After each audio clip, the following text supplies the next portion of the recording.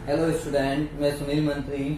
और अपना सॉल्यूशन में जो लास्ट टॉपिक हुआ था वो था एजियोट्रॉपिक मिक्सचर। और आज अपन जो नया टॉपिक लेते हैं वो है कॉलिगेटिव प्रॉपर्टीज ऑफ सॉल्यूशन।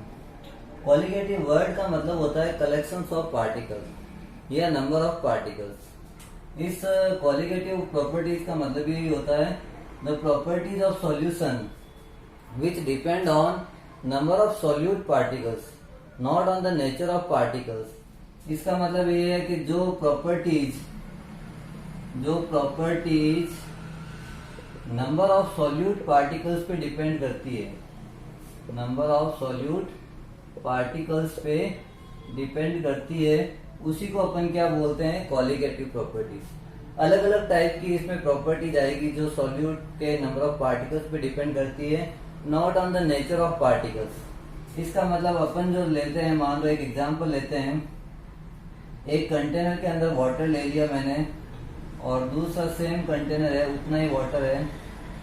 अब मैंने इसके अंदर 1 चम्मच शुगर डाल दी और इसमें जो है 1 चम्मच NaCl डाल दिया। तो दोनों का जो है वो गर्म वाटर है, हॉट वाटर है, उसका वेपर बन रहा है। शुगर डालने पे भी उसका वेपर प्रेशर क्या हो जाएगा, कम, और सॉल्ट डालने के बाद में भी उसका वेपर प्रेशर क्या हो जाएगा, कम। लेकिन अपन मान लो दूसरे वाले में मैंने 2 चम्मच शक्कर डाल दी, 2 स्पून डाल दिए, 2 चम्मच डाल दी, तो अब जो वेपर प्रेशर और ज्यादा कम हो जाएगा। क्यों? क्योंकि जो वेपर प्रेशर जो है वो किस पे डिपेंड करता है, number of sugar particles, not on the nature of particles. So it is known as colligative properties. तो डिफरेंट टाइप्स की ये कॉलिगेटिव प्रॉपर्टीज होती है। अपने सिलेबस में 4 टाइप की कॉलिगेटिव प्रॉपर्टीज अपन पढ़ेंगे। तो फर्स्ट आएगा अपना relative vapour pressure lowering, vapour pressure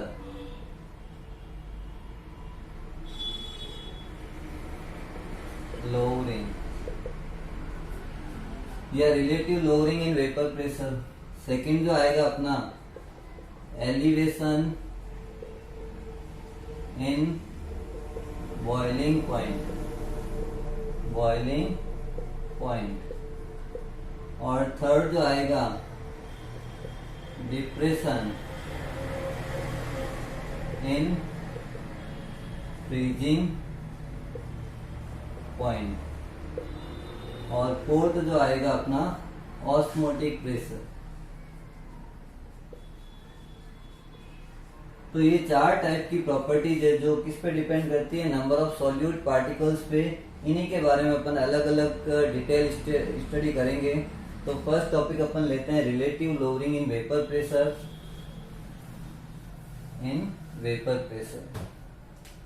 या relative lowering in vapour pressure या रिलेटिव वेपर प्रेशर लोअरिंग। तो इसको अपन टॉपिक को कंप्लीट करते हैं। अब इसका जो अपन ने लास्ट टॉपिक किया था राउल्स लॉ। राउल्स लॉ में जो अपन ने फॉर्मूला पढ़ा था P B naught minus P total upon P B naught equal to X A. अब यहाँ अपन को ध्यान रखना है ए एक्स ए जो है वो किसके मोल फ्रैक्शन है, यहाँ लिखना है मोल फ्रैक्शन ऑफ सॉल्यूट। ये जो फॉर्मूला आया है ये कहां से आया, अपने पास राउल्स लॉ से। और ए को ध्यान रखना है, यहाँ पर ए को क्या माना अपन ने, सॉल्यूट, और बी को क्या माना है, सॉल्वेंट। तो उसके बेस पे अपन ने ये फॉर्मूला निकाला था। और इसी फॉर्मूले में आगे अपन पढ़ते हैं mole fraction of solute. PB naught जो है वो क्या है, vapour pressure of pure solvent. ये सॉल्वेंट का वेपर प्रेशर है। और पी टोटल जो है इसको अपन क्या पढ़ेंगे, वेपर प्रेशर ऑफ सॉल्यूशन। तो ये 3 वर्ड अपन ने बता दिए यहाँ पर। पीबी नॉट क्या है, वेपर प्रेशर है प्योर सॉल्वेंट का, पी टोटल है सॉल्यूशन का, और एक्स क्या है, मोल फ्रैक्शन है सॉल्यूट के। तो कुल मिला के अपन क्या कहेंगे, इस पूरी वैल्यू को क्या बोलते हैं, relative lowering in vapour pressure. वो किस पे डिपेंड करता है, मोल फ्रैक्शन ऑफ सॉल्यूट पे। अब ये जो वेपर प्रेशर जितने मोल सॉल्यूट के ज्यादा होंगे उसका वेपर प्रेशर में लोअरिंग उतना ही क्या होगा, ज्यादा होगा। कुल मिला के अपन ये कह रहे हैं कि यहाँ पर जो वेपर प्रेशर में जो लोअरिंग आ रही है वो किस पे डिपेंड कर रही है, नंबर ऑफ सॉल्यूट मोल्स और the number of solute particles. तो जो चीज इस पे डिपेंड करती है, सॉल्यूट मोल्स पे डिपेंड करती है, उसको अपन क्या बोलेंगे, कॉलिगेटिव प्रॉपर्टीज। तो अब इस फॉर्मूले को आगे डिराइव करते हैं अपन। इस फॉर्मूले में जो वैल्यू आई अपने पास ये थी लास्ट, ये P B naught minus P total upon P B naught equal to X A, और अपन को मालूम है एक्स ए इक्वल टू क्या होता है, N A upon N A plus N B. तो जो सॉल्यूट के मोल अपॉन टोटल मोल्स, इन दोनों का जो रेशियो आएगा वो मोल फ्रैक्शन ऑफ सॉल्यूट होगा, और यहाँ पर ए को सॉल्यूट माना है और बी को क्या माना है, सॉल्वेंट। तो अपन यहाँ पर लिख सकते हैं for the dilute solution, for dilute solution. अब डाइल्यूट सॉल्यूशन के अंदर सॉल्यूट के मोल क्या होते हैं, कम होते हैं। तो यहाँ जो है Na is less less less than Nb, तो अपन यहाँ लिख सकते हैं Na plus Nb equal to Nb। तो इस वैल्यू में अपन ओनली Na प्लस Nb की जगह क्या लिख सकते हैं, Nb। तो अपन फॉर्मूला बनाएंगे Pb naught minus P total upon Pb naught equal to Na upon Nb। तो ये आ गया number of moles of solute upon number of moles of solvent. और ये भी अपन ने पढ़ा हुआ है Na इक्वल टू क्या होता है, WA अपॉन MA, और NB इक्वल टू क्या होता है, WB अपॉन MB। तो ये सॉल्यूट का मास अपॉन मोलर मास, और ये सॉल्वेंट का मास अपॉन उसका मोलर मास।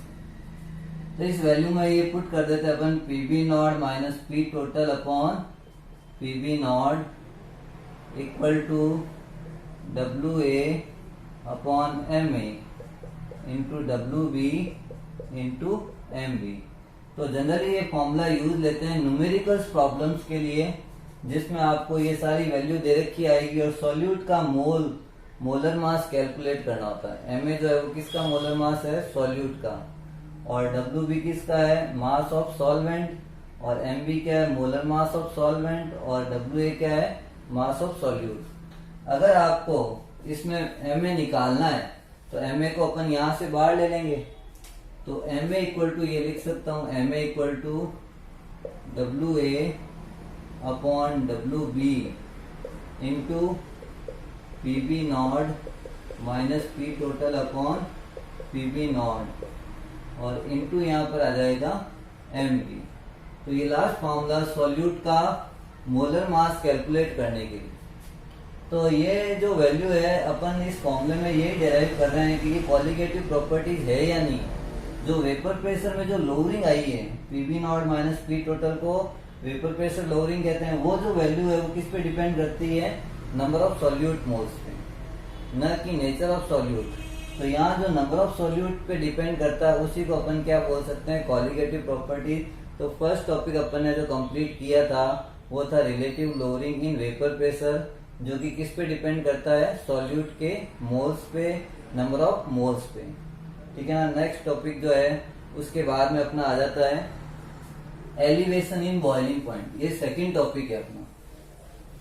तो ये सेकंड टॉपिक अपन करते हैं इसका। फिर इस चैप्टर में एक दो टॉपिक और रहेंगे, फिर चैप्टर कंप्लीट हो जाएगा। तो सेकंड टॉपिक है एलिवेशन इन बॉइलिंग पॉइंट। तो पहले तो अपन ये बताते हैं बॉइलिंग पॉइंट खुद होता है क्या है। तो बॉइलिंग पॉइंट का मतलब ये होता है कि जहां पर जिस पर किसी लिक्विड का वेपर प्रेशर, ये लिक्विड वेपर बनाएगी, वेपर प्रेशर बाहर वाला एटमॉस्फेरिक प्रेशर के बराबर हो जाए तो उस टेम्परेचर को उसका क्या बोलेंगे, boiling point. The temperature at which vapour pressure of liquid is equal to the atmospheric pressure, that temperature is known as boiling point. अब ये जो बॉइलिंग पॉइंट में जो प्रॉपर्टीज आई अपनी एलिवेशन, अब एलिवेशन क्यों हो रहा है यहाँ पर, क्यों इसमें एलिवेशन हो रहा है, तो अपन ये एग्जांपल देके बताएंगे। मान लो ये मैंने लिक्विड लिया, लिक्विड का मतलब वाटर ले लिया, और वाटर जो है वो लिक्विड सॉल्वेंट है। अब इस वाटर का जो है वेपर बनेगा, और इस वेपर को बनने के बाद में आपने उसके अंदर 1 चम्मच शुगर डाल दिया, इसका मतलब सॉल्यूट डाल दिया। अब सॉल्यूट के पार्टिकल्स यहाँ सब जगह फैलेंगे, सरफेस पे भी आएंगे, अंदर भी जाएंगे। कुल मिला के यहाँ जो पहले जो सरफेस एरिया था सॉल्वेंट का, वो सॉल्यूट के कारण क्या हो जाएगा, कम हो जाएगा। तो जो अब वेपर बनेगी वो क्या बनेगी, कम बनेगी। तो वेपर प्रेशर कम हो गया, और वेपर प्रेशर कम हो गया तो आप उसको और ज्यादा वापस बॉईल करेंगे, तब वो क्या करने लग जाएगा, बॉईल करने लग जाएगा। तो कुल मिला के वेपर प्रेशर जो कम हुआ वो सरफेस के सॉल्यूट पार्टिकल के कारण हुआ, और ये सॉल्यूट पार्टिकल्स जो है वो नॉन वॉलेटाइल होते हैं, उसके कारण इसका वेपर प्रेशर कम हुआ। वापस उसको बॉईल करने के लिए अपन ने हाई टेम्परेचर पे हीट किया, तब इसका बॉइलिंग पॉइंट क्या हो गया, एलिवेट हो गया। तो इसलिए अपन इसको क्या बोलेंगे, एलिवेशन जो है वो किस पे डिपेंड करता है, सॉल्यूट के मोल्स पे। अब ये कैसे डिपेंड करता है, मान लो आपने इस पानी के अंदर, वाटर के अंदर 1 चम्मच 1 स्पून शुगर डाल दिया, थोड़ा सा बॉइलिंग पॉइंट लो हुआ या थोड़ा सा वेपर प्रेशर लो हुआ, लेकिन अब अपन आपने 2 चम्मच शुगर ऐड कर दिया इसके अंदर, सॉल्यूट के 2 स्पून डाल दिए, तो अब जो वेपर प्रेशर है और डिप्रेस हो गया, कम हो जाएगा। तो इसका मतलब जो एलिवेशन हुआ था बॉइलिंग पॉइंट में क्या हो जाएगा, एलिवेशन ज्यादा हो जाएगा।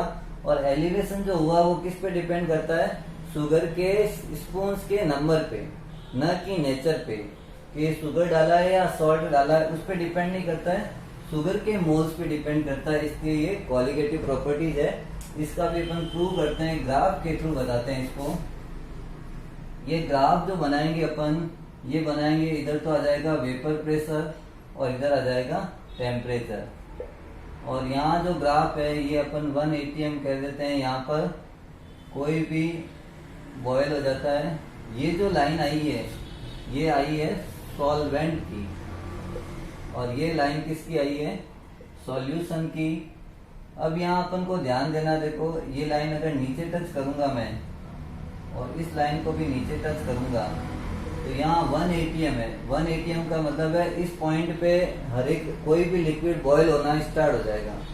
तो ये जो बॉइलिंग पॉइंट आया ये किसका आया, सॉल्वेंट का। तो सॉल्वेंट का बॉइलिंग पॉइंट अपन क्या मान लेते हैं, TB नॉट, और ये जो बॉइलिंग पॉइंट आएगा ये सॉल्यूशन का, उसको क्या मानते हैं, TB।